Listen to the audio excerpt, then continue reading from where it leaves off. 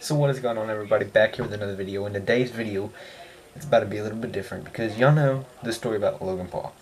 He uploaded that video, or if y'all don't, he uploaded a video in Japan, far away, of a dead body, and he said sorry. He deleted that off the internet, and he finally uploaded a video like 3 weeks later, just about 3 weeks later.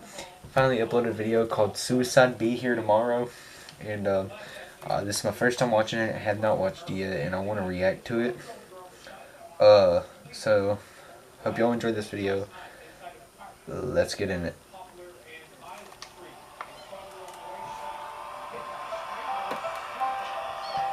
40 minutes. Crying like a baby. Bikers, joggers, tourist runners, they went by me. Police officers searching for suicidal people went by me twice. I'm standing at the ledge, leaning over the rail with tears flowing down to the waters. And I thought to myself, absolutely nobody cares. Wow. And then the voice in my head said, jump now, and I did. You jumped? And the millisecond that my hands cleared the rail and my legs flew over it was an instant regret. The depression was wiped from my mind, and all I wanted to do was live, and I thought it's too late. Kevin Hines was 19 when he jumped off the Golden Gate Bridge. He is one of the many incredible people that I've been grateful to meet over the past 3 weeks as I aim to further understand the complexities surrounding suicide. Oh my god. See what I mean? Suicide happens everywhere around the world, even kids at the age of 19. So suicide is not a game, guys. Sorry, I had to interrupt the video. But suicide is not a game, and I want to say that suicide is not a joke. Suicide happens everywhere, so yeah. So let's get back into the video. I know I've made mistakes. I know I've let people down. But what happens when you're given an opportunity to help make a difference in the world?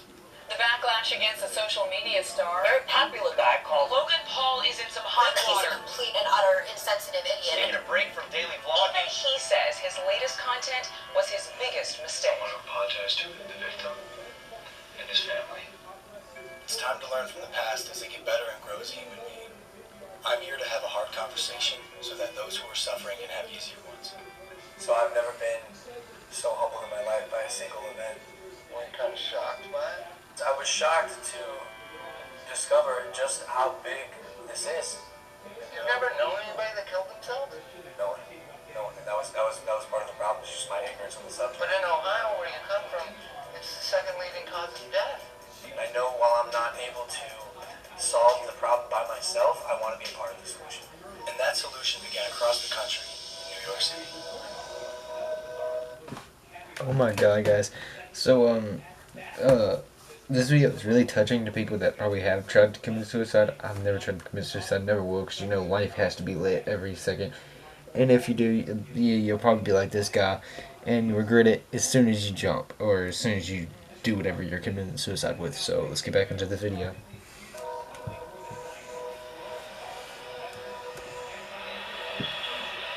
We sat down with Dr. John Draper, director of the National Suicide Prevention Lifeline.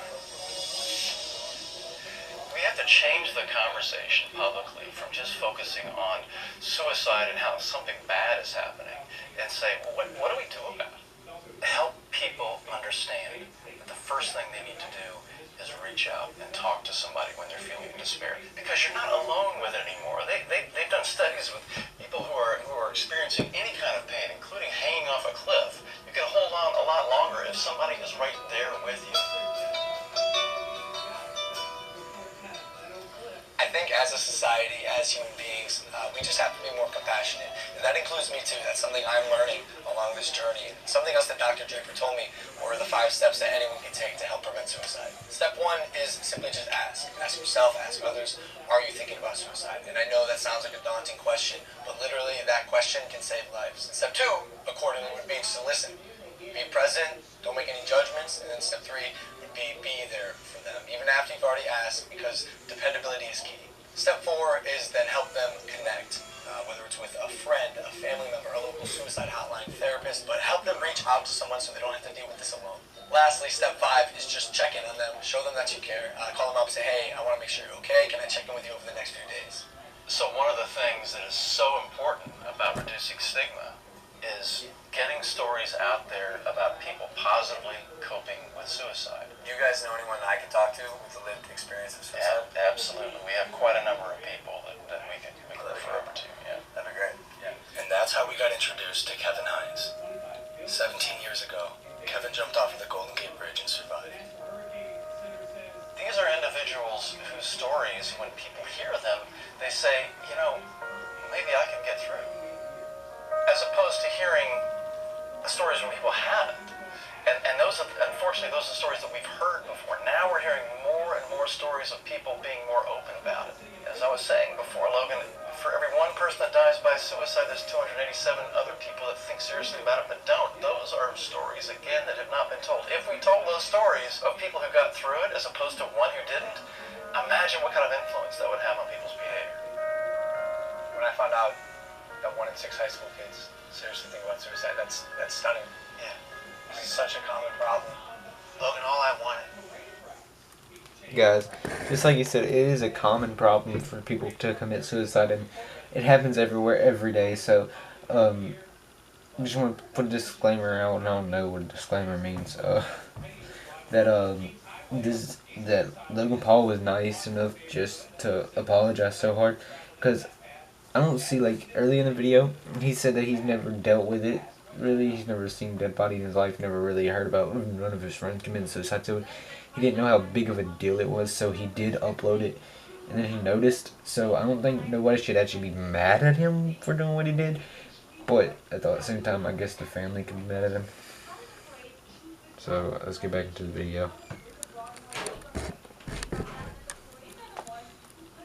Was for one person to look me in my eyes and say, hey kid, are you okay? I am so grateful to be alive, and I'm grateful today for every millisecond I get to breathe, because it was almost all ripped from me by me. What's one thing you would have said to your younger self, to the Kevin who was 19, sitting on the bus, if you were next to you, instead of the guy who pointed and laughed, what would you say? I would just put my hand on the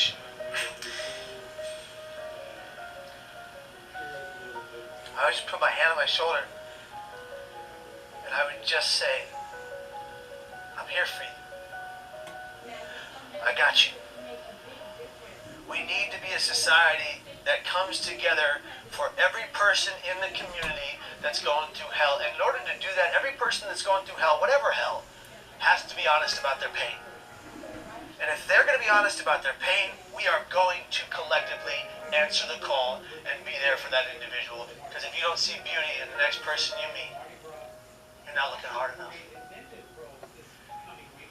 You're incredible, dude. This is an honor for me. It's an honor for me too, brother.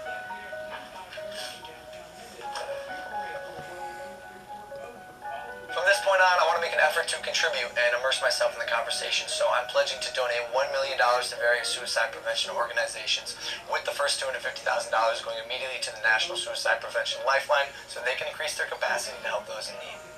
For anyone watching, I want you to know you are not alone, and most of the time, crisis passes. So if you or anyone you know feels alone or trapped, I encourage anyone to call or even text the suicide or crisis hotline. Both of those numbers are below, and although this is a tough conversation, it's important because things can and will get better. It's time to start a new chapter in my life as I continue to educate both myself and others on suicide. I'm humbled and thankful to say, this is just the beginning.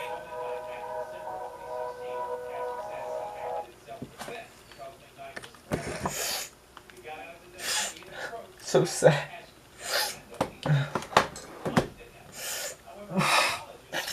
Oh, so sad, guys. That people will do this. Let's see. Call this number if you feel like you're gonna kill yourself in the next few days. I guess I don't know. Just think about it twice, guys. See, Logan Paul is not a bad person because you just heard he's donating $1 million to a suicide prevention. So don't think Logan Paul is a bad person for uploading, because he has apologized in every way, everything he can, and he's done everything he can to help from what happened. And so I hope y'all liked this video. Hope y'all hit that subscribe button. Hope y'all hit that like button 3 times. If you have not heard of Logan Paul, go subscribe to him. But if you're at my channel, you probably have heard about Logan Paul. And Yeah. I'm sorry. See you on the next video.